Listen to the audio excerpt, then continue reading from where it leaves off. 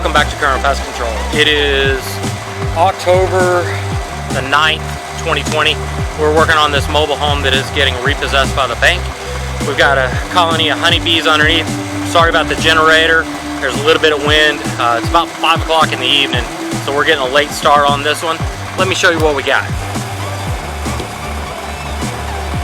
So here you can see that we've got a lot of bee activity coming back in.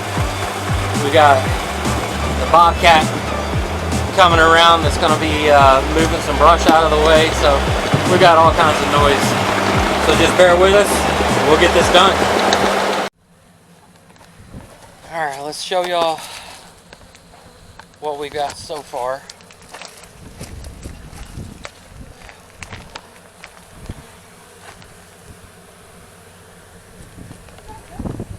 It goes all the way to that beam and likely goes beyond that beam. They've done a really good job of putting propolis to seal up where the underbelly was. You could probably get a couple of ounces of that easy, but I'm just more concerned about getting this out and then getting underneath that beam.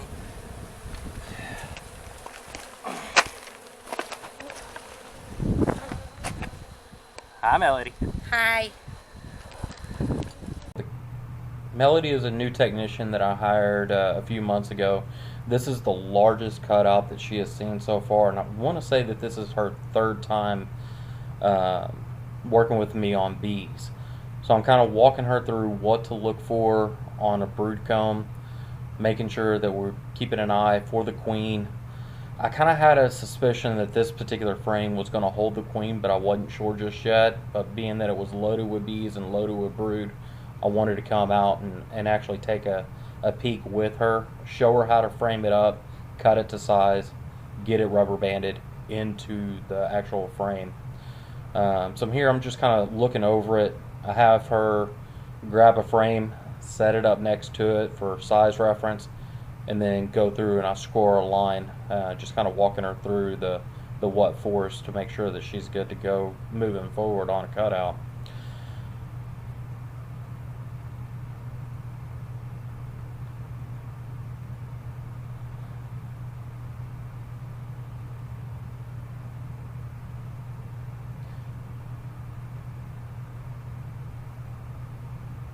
So you see I'll take and score half of the comb, and I'll take and drop that particular one that's in my right hand. Just go ahead and unload the bees into the box, set it off to the side because that's not the piece that we measured,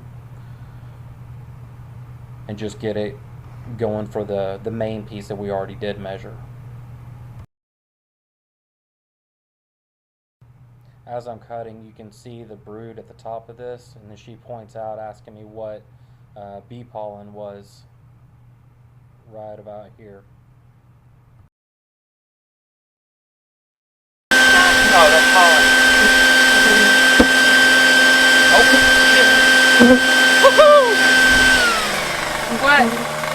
What do you see right there? Ouch! Oh, yeah! There's our queen! She's a little girl, but that's our queen.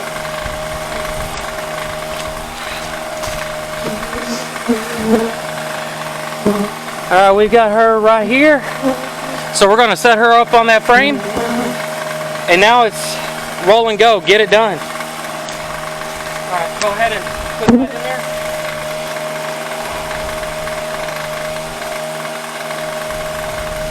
Now it's like you have to be careful, but not as careful, right?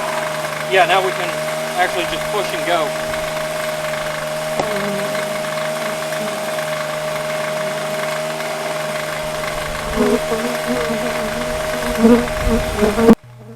So what I've done is go ahead and rubber band her at the very bottom of this frame so that way she's secure.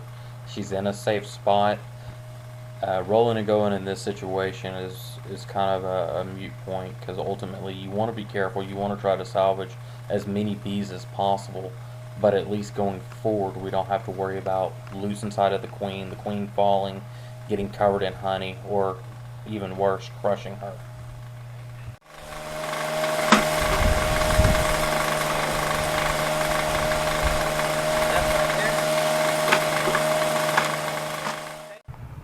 being so late in the season, what I'm doing by cutting off this top is removing what little traces of honey may be left on the top of these combs.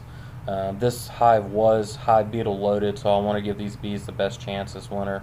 Um, Basically, get rid of anything that the beetles are going to feed on, prevent any robbing from my stronger colonies, and just get them fed up as quickly as I can before the weather really turns south and they just can't fly, can't try to process the nectar that I put in there or sugar syrup.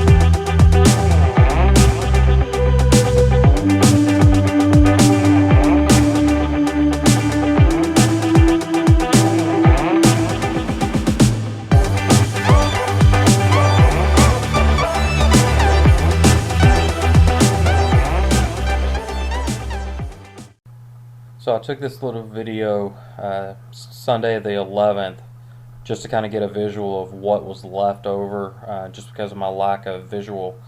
I got most of the honeycomb up. Being as old as this comb was, it was really stuck on there, very difficult to get. I was able to get all of it dried up so that way they can get out there and work tomorrow. Alright, well, it's the next day. Sorry, the battery cut out on me in the middle of doing that. We didn't finish for 4 hours on pulling out that honeycomb. Went back this morning, vacuumed up the remaining cluster of bees, and then had to apply an insecticide because that trailer was getting moved come Monday, so they had to get those bees and get them gone. I've had them locked down in the screen overnight, and you can see we've got a few of them out on the screen, so I'm going to go ahead and open them up because it's just too high to keep that screen closed, and then add this basket of bees over to them as well.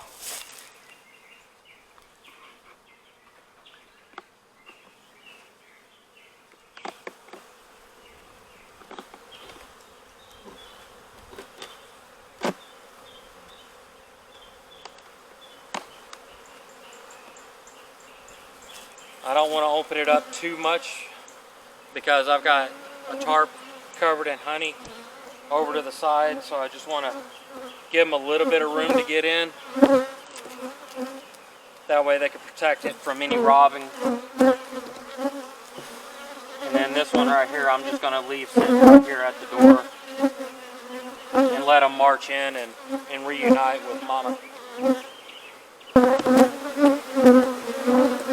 Marches on.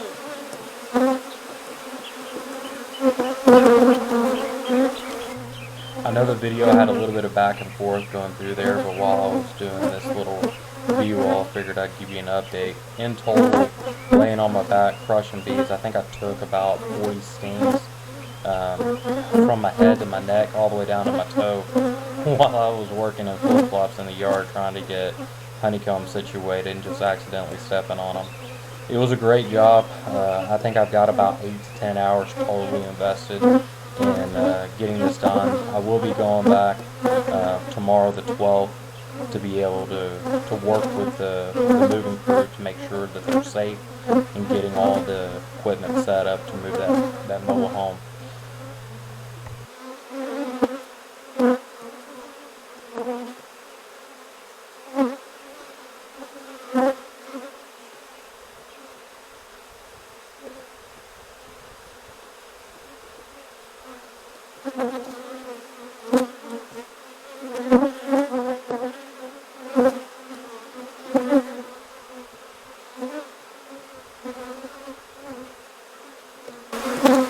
Now I'll leave these girls alone for at least a day or two before I go in there and open up the queen cage and let the queen out to make sure they get nice and established to this spot. Well, let's take you over here and show you a little bit about what we got with the honey collected from this hive.